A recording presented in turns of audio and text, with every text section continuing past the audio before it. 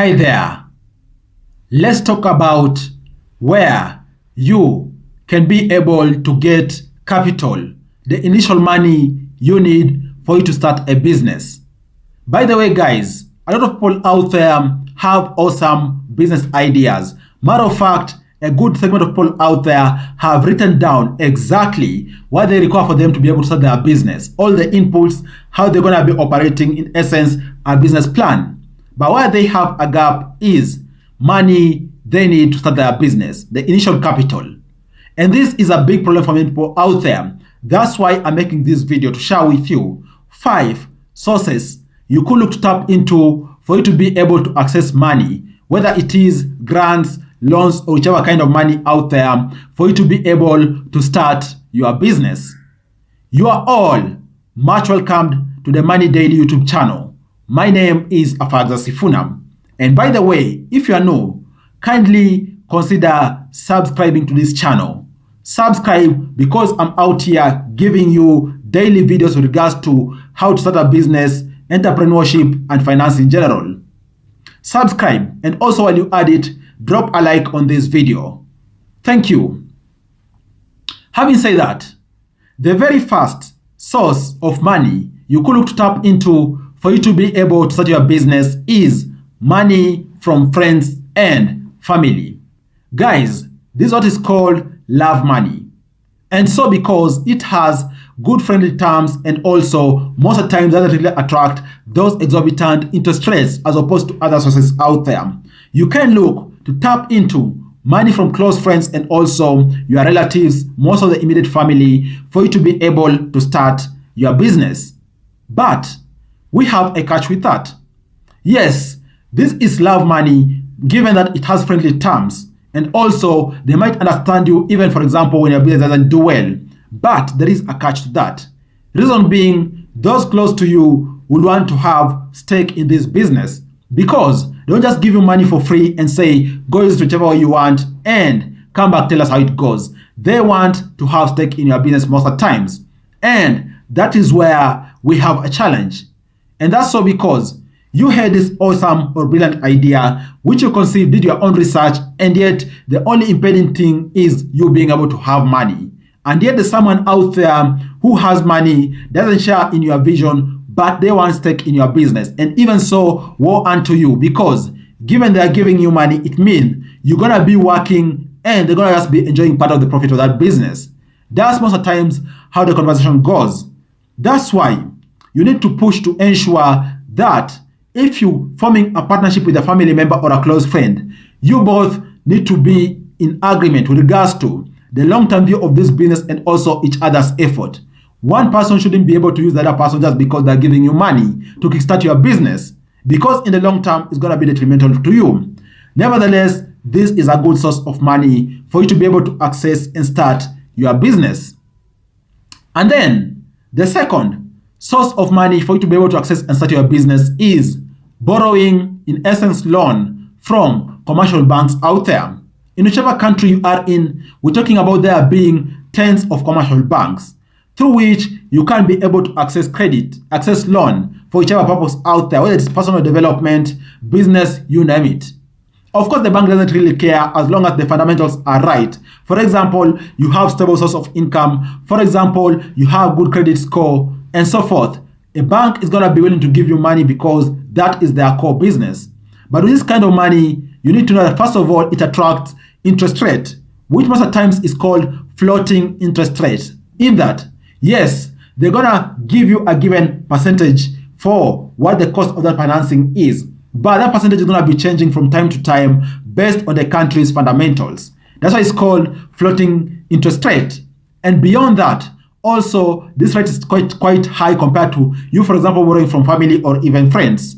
So be sure that when you are borrowing money from commercial banks, you're going to be able to repay. And also that's so because most of the times they maybe give you 1 month grace period or even no grace period at all. So plan yourself very well. Be sure that you're going to be able to repay, because this is going to affect your credit score and so forth in case you borrow blindly. But nevertheless, this is a good source of money for you to be able to start your business too. And then third source of capital for you to be able to start your business is getting money from government mechanisms. What do I mean?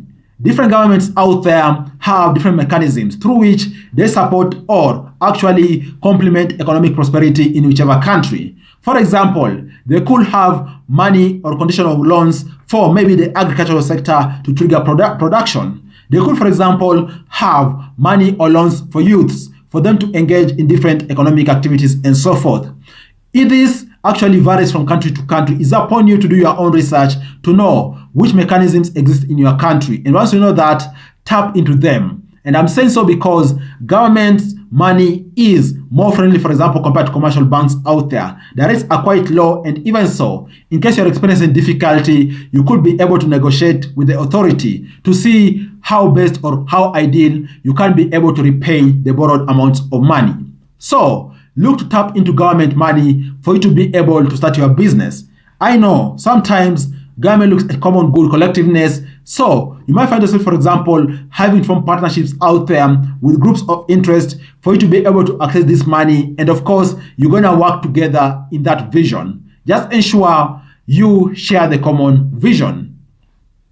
And then the fourth source, which you could look to tap into for you to be able to start your business, is tapping into capital, whether direct money or even in kind, from venture capitalists out there and also angel investors. And by the way, guys, these are quite huge, more so in developing countries out there, because it is entrepreneurs who are out there to support given causes, and of course, they have their own interests. For example, we have venture capitalists in agriculture space, in climate and forestry, in economic empowerment, you name it. We have venture capitalists who are out there to bridge the gap around financial inclusion and also to spearhead different fintech solutions out there. They have their own interest. You are looking for money. In case your objectives meet, why not look to tap into this? And just to give a caveat is that also be careful, because you could find, for example, venture capitalists out there who want stake in your business. Just be careful to ensure you don't give away majority stake, and also do your cost benefit analysis to understand even if in the first place it is worth of you to let go stake of your business in the interest of getting money. And also understand that these venture capitalists are going to really be on your business, because by all means, they don't want to see your business fail. They want to recover their money and they want to have success stories. So you're going to understand that also they're going to be in your business in the short term, and even so for the duration you're going to be engaging with them.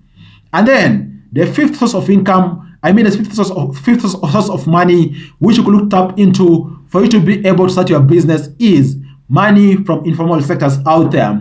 Talk about chamas, merry-go-rounds, even cooperatives out there. In whichever country you are in, there are those kind of informal, semi-official kind of engagements whereby different people put money down and a person can borrow from time to time.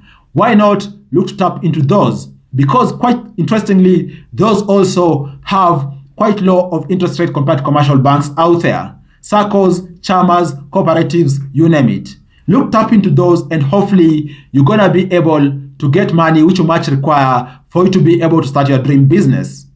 What do you all think about these 5 sources of income I've talked to you about?